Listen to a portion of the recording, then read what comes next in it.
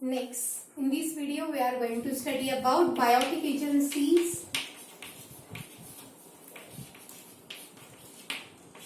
That means living organisms which has a pollination. So various living organisms like that of various insects like bees, butterflies,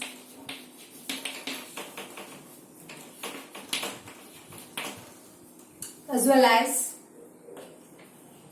various birds like hummingbirds, sunbirds or bulbuls. So various birds and bats, snails, as well as sometimes primates like lemur, loris, these are primates. So primates like lemur and reptiles like wall lizard, gecko lizard, and some rodents also, wall lizard, gecko lizard.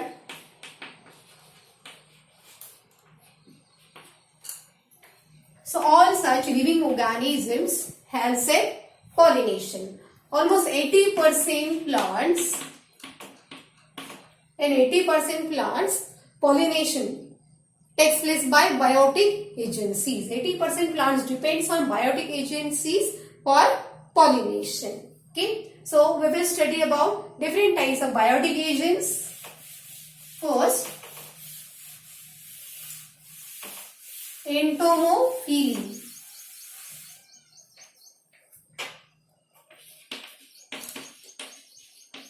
Entomophily. So entomophily means, entomol means what? Insect. Entomophily, that means pollination by insects.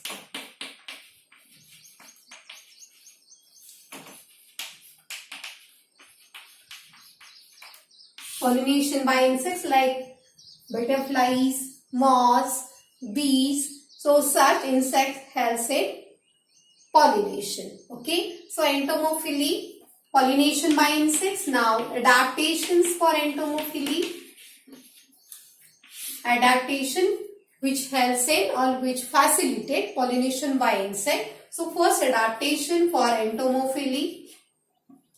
Here flowers are conspicuous.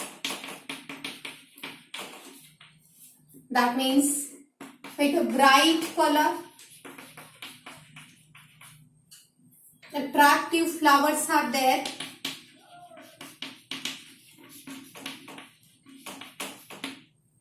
With bright color and attractive flowers, large size flowers are there mostly. And if flowers are small in size, then large number of flowers togetherly forms attractive inflorescence. For example, in case of sunflower,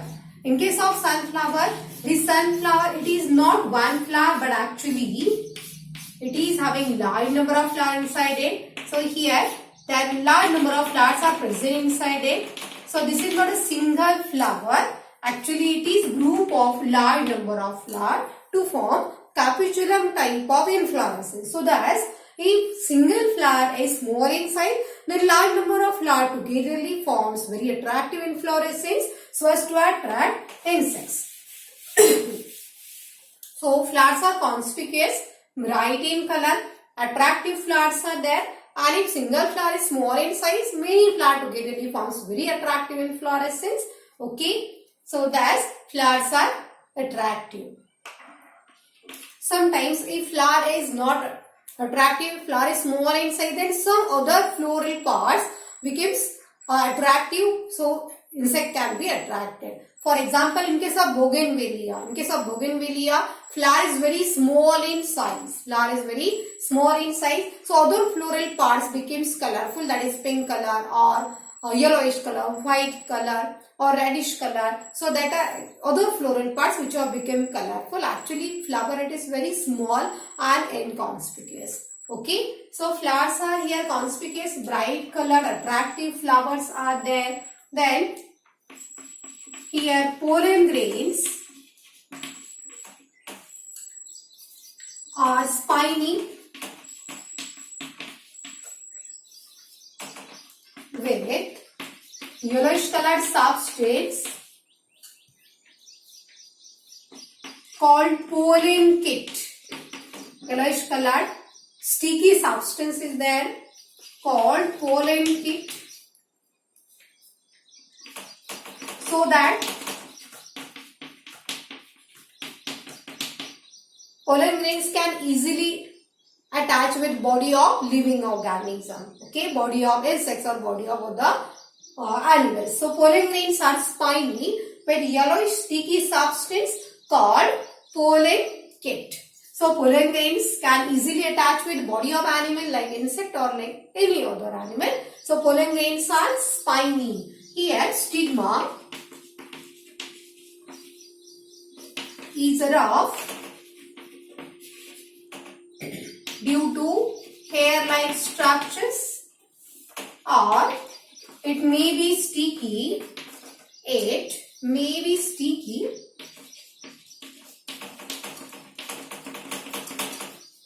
due to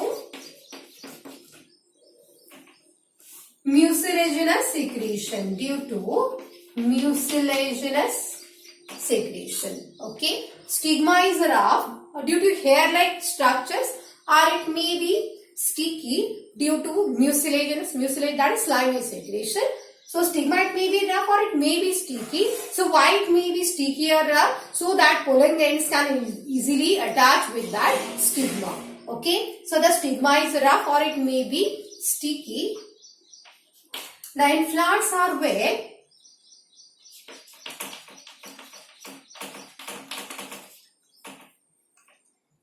Nectar glands and fragrant. And with fragrance, flowers are with nectar glands and with fragrance. So why flowers are having nectar gland? We secrete nectar. Nectar, it is sweet juice-like structure, isn't it? Flowers with nectar gland which secrete that nectar. So nectar is used as drink by insects. Okay. So for getting that nectar, pollen grains, for getting nectar, insect visit flower. For getting nectar, the insect visit flower, and at the same time pollination takes place, isn't it? And flowers are also having fragrance. So due to that fragrance, insect get attracted towards flower and pollination will occur. So thus flowers are with nectar glands and fragrance. Mostly night blooming flowers. Night blooming flower like that of jasmine. Okay. And then Cestrum ratrani. Cestrum, jasmine. So these night blooming flower, or you can see tuberose, gulchadi. So in such night blooming flowers like jasmine, cestrum, tuberose, in all these night blooming flowers, flowers are white in color but they have fragrance. Okay. So during night time what happens? Color will fail to attract insects, but fragrance can attract insect even during night time. Okay. So thus flower, insect get attracted toward flower and pollination will occur. So here flowers are with nectar glands and fragrance. Okay. So these are adaptations for entomophily. In this type of pollination, there is symbiotic association between plants and insects. Okay. There is a symbiotic association between plants and insects. So how there is a symbiotic association? That means both partners get benefited, isn't it? Here plant, they want cross pollination. Okay. So they want cross pollination. So they want such a pollinating agents, isn't it? And here insects are doing that cross pollination, and written what insects are getting? Insects are getting such a nectar or pollen grains to eat. Insects are getting nectar or pollen grains to eat as a reward. As reward. That means both partners get benefited here. That means insects also get benefited and plant also get benefited. Here cross pollination takes place in plants and insects are getting pollen or nectar to eat. So thus both partners get benefited. That's why it is symbiotic association. In some plants like that of Amorphophallus, this information is given in your CBSE book. This is important.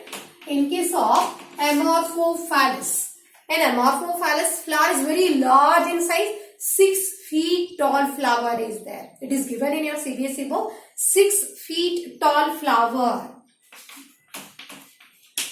You can see images of Amorphophallus flower on internet. So Amorphophallus flower having 6 feet. These are 6 feet tall flowers. So many insects lay their eggs. Many insects flies, they lay their eggs in such a flower because they find such a flower is a safe place for their egg laying. Okay, so eggs are laid by insects in such a flower, and from that eggs larvae will come out, and afterwards that insects are formed. So thus this Amorphophallus flower provides safe place for egg laying, and in return there is cross pollination in such Amorphophallus flower. Okay. In case of yucca moth and yucca flower, same type of symbiotic association is there.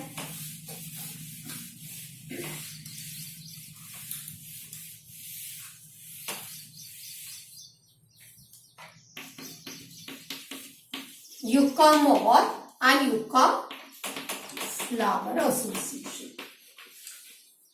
Here,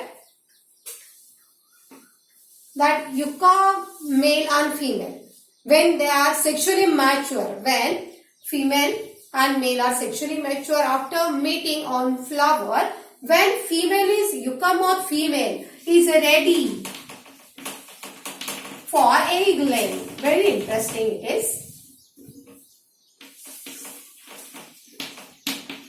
Here there is mating of yucca moth male and female on yucca flower only. These are white colored flowers. You can see images on internet. So female is ready for egg laying after mating of male and female yucca moth on yucca flower. When female is ready for egg laying, such a female will first collect pollen grains. Okay, female will first collect pollen grains from that flower, and then suppose this one is ovary, and ovary is having many locus. If we take section of ovary, ovary will look like this. Okay, having many locales inside it. So here, suppose this one is yucca moth. So yucca moth first collect pollen grains. When yucca moth female is ready for egg laying, she will collect pollen grains. Okay, and then here this female will lay eggs in locules of ovary. At the same time, pollen grains are also inserted in locules of ovary.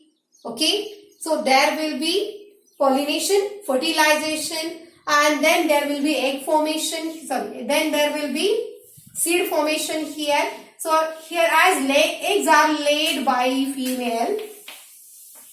Our eggs are laid by female yucca moth here. These eggs will hatch to form larva, and such larva will come out when there is seed formation, and such a larva will eat some seeds, and some seeds are kept as it is for propagation of that plant species, isn't it? Some seeds are eaten by such a larva and some seeds are left as it is. So thus both of these yucca moth as well as yucca plant cannot live without each other. So this is also symbiotic association, and survival of both of these yucca moth as well as yucca plant is not possible without help of each other. So thus here yucca moth finds safe place inside ovary of yucca plant, and in return in this yucca plant there is cross pollination. Okay, or there is pollination in this plant. So thus here yucca moth get here safe place to lay eggs as a reward. In Amorphophallus plant also, in Amorphophallus flower, that insect gets safe place for laying eggs.